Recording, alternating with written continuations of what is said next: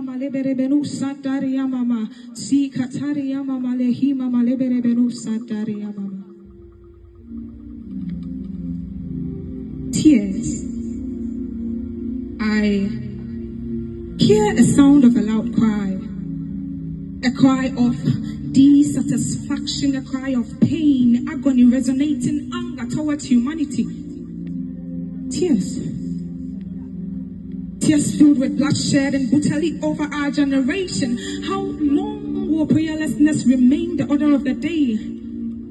And how long will dormancy brood over young Christians? We spend more hours connecting to the social media, ignoring to connect to the real medium. Yet we daydream to be spirituals.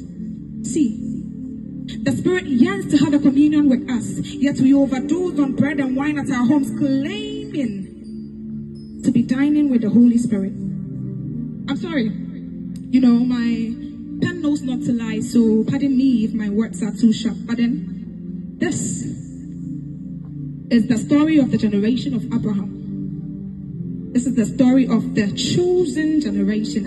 This is the story of the generation who are soaked in tears to know God more, but then are choked in the process of swallowing up the entire world, but they refuse to throw up.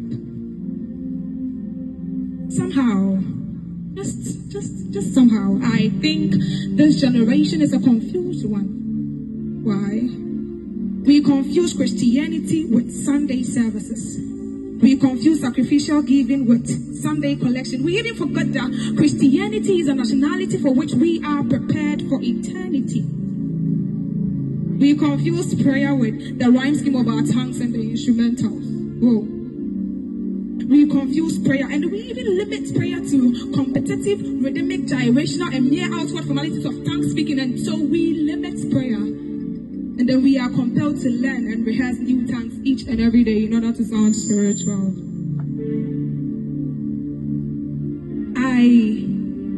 I want to find something deep in my generation. Well, I don't know about you, but I want to dip deeper than even Naaman did.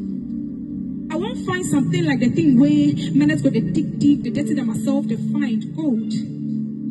But then what I want to find is in gold, by the presence of a being. The being who was in the beginning. The being who is the beginning. The being whose presence was announced in Acts chapter 1 verse 8.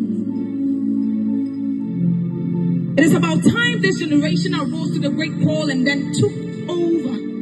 Arose from our sleepy beds, arose from our comfort zones, arose from our environment, and then allowed the Spirit to take charge. An increase in flames, a stir in our spirit, that men begin to burn into ashes for God.